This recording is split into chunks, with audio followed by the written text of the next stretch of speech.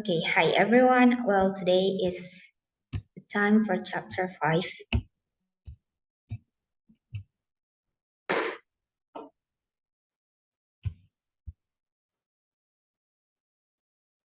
This one. Okay, chapter 5. The cry in the corridor. At first, each day which passed by for Mary Lennox was exactly like the others.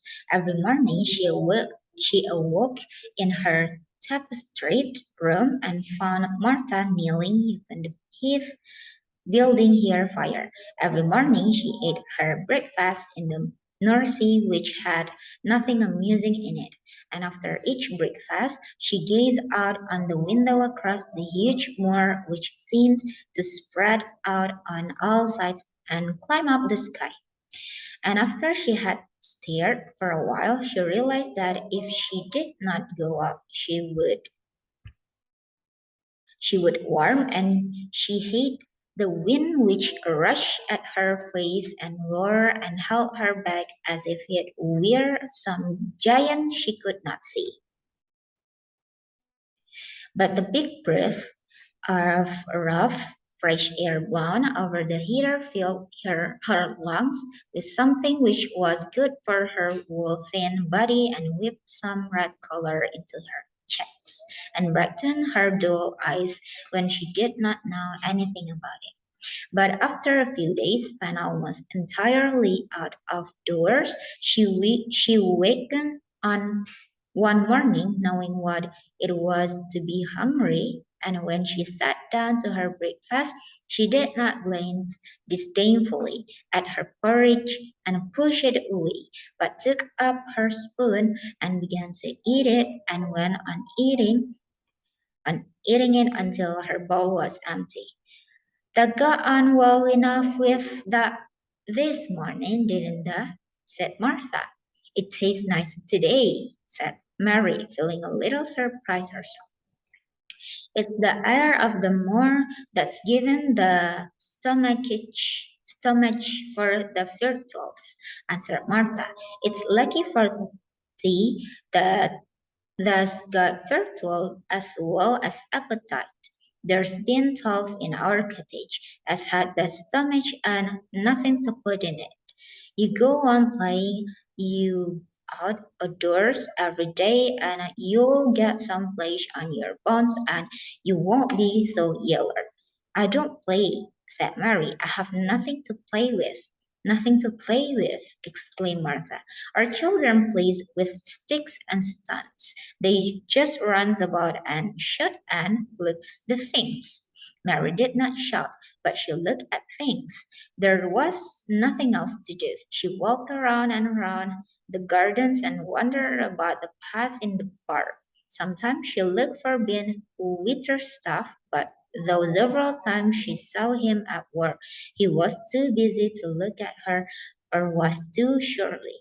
Once, when she was walking toward him, he picked up his spade and turned away as if he did it on purpose. One place she went to oftener than to any other. It was the long walk outside the gardens, with the walls around them.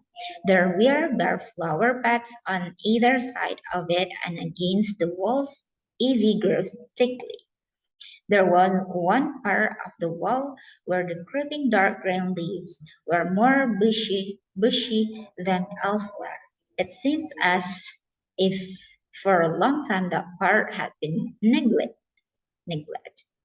The rest of it had been clipped and made to look neat.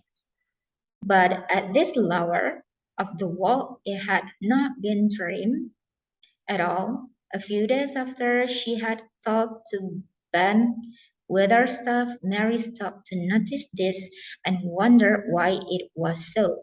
She had just paused and was looking up at a long spray of ivy swinging in the wind when she saw a gleam of scarlet and her a brilliant chip, and there, on the top of the wall, forward perched Ben Witherstaff's robin redbreast, tilting forward to look at her with his small head on one side. Oh, she cried out.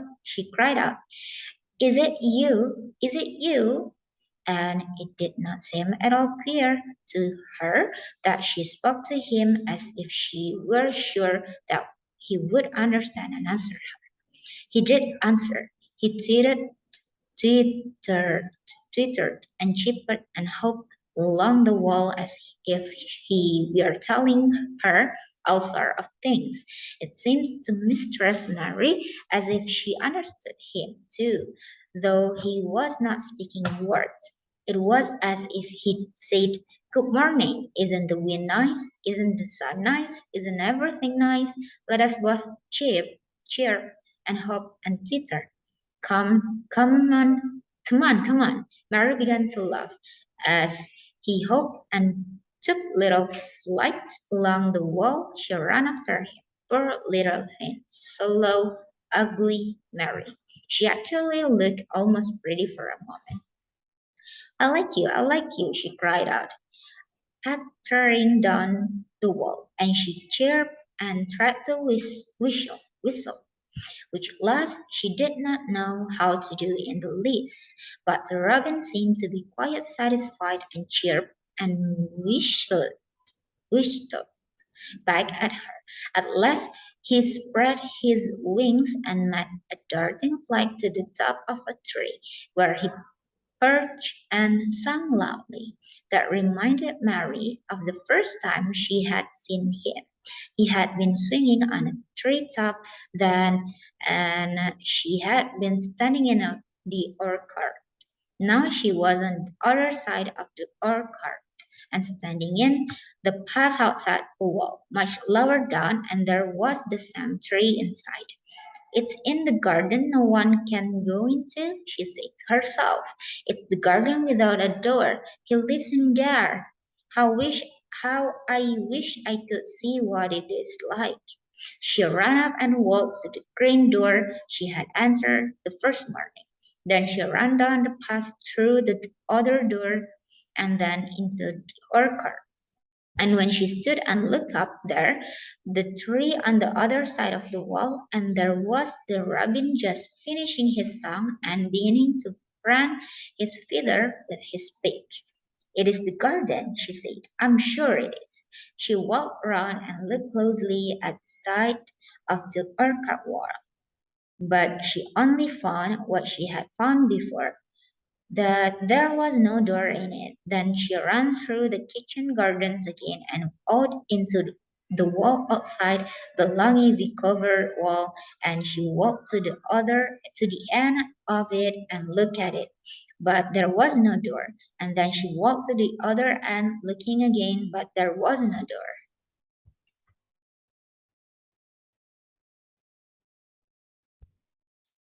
Ah, pause dulu. Belum. Chapter tuh lebih 10 halaman. Oh my god. Ini yang children literatur nih, Pak. Belum yang pros. Jadi kutu buku ya, Pak.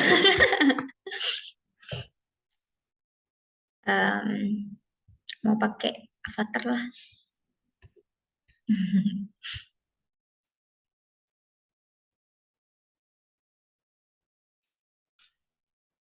Iya.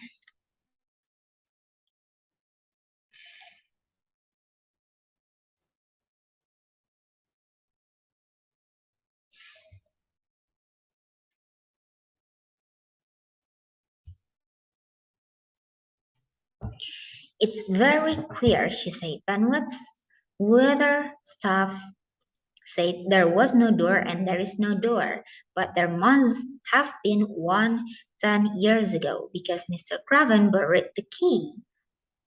This gave her so much to think of that she began to be quite interested and feel that she was not sorry that she had come to Misselthwaite Manor.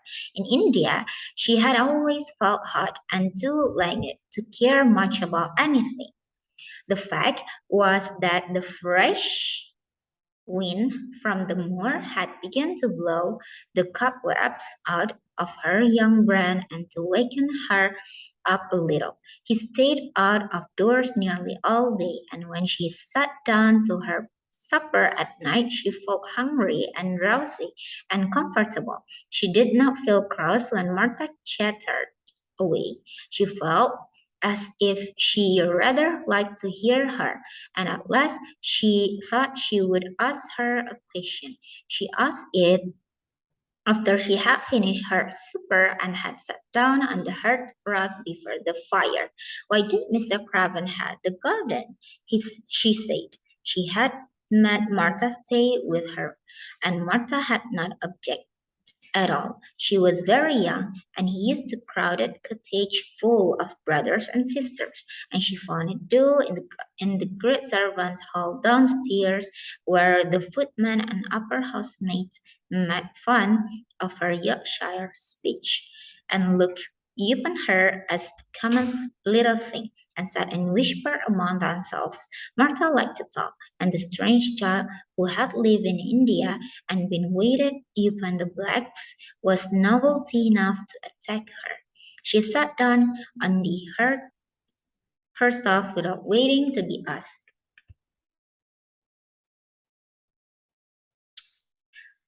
Are the thinking about the garden yet? She said. I know that would. That was just the way with me when I first heard about it. Why did he had it? Mary persisted. Martha tucked her feet under her and made herself quite comfortable. Listen to the wind wuthering round the house, she said. You could bear stand up on the moor if you was out on it tonight.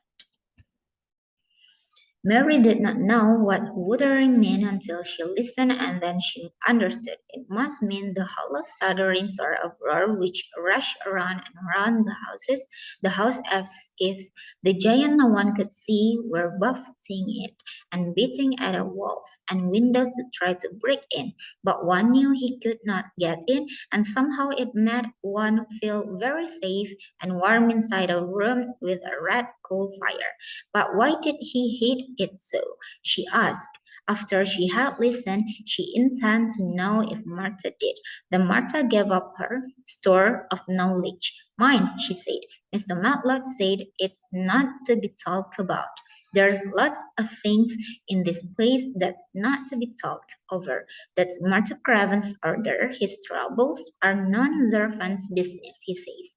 But for the garden, he wouldn't be like he is. It was Mr. Craven's garden that she had met when first they were married, and she just loved it. And they used to tend the flowers themselves, and, and none of the gardeners was ever let to go in. Him and her used to go in and shut the door and stay there hours and hours reading and talking. And she just a bit of a girl, and there was an old tree with a branch bent like a seat on it, and she made roses grow over it, and she used to sit there. But one day when she was sitting there, the branch broke, and she fell on the ground and was hurt so bad that next day she died. The doctors thought he'd go out of his mind and die too. That's why he hates it. And one's never gone in since, and he won't let anyone talk about it. Mary did not ask any more questions. She looked at the red fire and listened to the wind wuthering. It seemed to be wuthering louder than ever. At that moment, a very good thing was happening to her, for good things had happened to her. In fact, since she came to Misselthwaite Manor, she had felt as if she had understood a Robin and that he had understood her. She had run in the wind until her blood had grown warm. She had been healthily hungry for the first time in her life, and she had found out what it was to be sorry for someone. But as she was listening to the wind, she began to listen to something else. She did not know what it is because at first she could scarcely distinguish it from the wind itself. It was a curious sound. It seems almost as if a child were crying somewhere. Sometimes the wind sounded rather like a child crying, But presently Mistress Mary felt quite sure the sun was inside the house, not outside it. It was far away, but it was inside. She turned around and looked at Martha. Do you hear anyone crying? Said Martha. Martha suddenly looked confused. No, she answered. It's the wind. Sometimes it sounds like as if someone was lost the moor and wailing. It's got all sorts of sound. But listen, said Mary. It is in the house, down of those long corridors. And at that very moment, a door must have been opened somewhere downstairs, for a great rushing draught blew along the passage, and the door of the room they sat in was blown open with a crash. And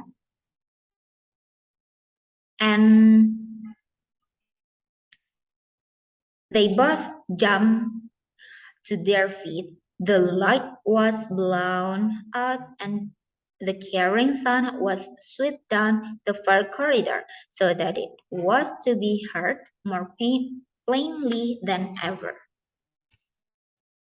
There, said Mary, I told you so. It is someone crying, and it isn't a grown-up person. Martha ran and shut the door and turned the sky but before she did it, they both heard the sound of a door in some far passage, shutting with a bang, and then everything was quiet, for even the wind creased, wuthering for a few moments.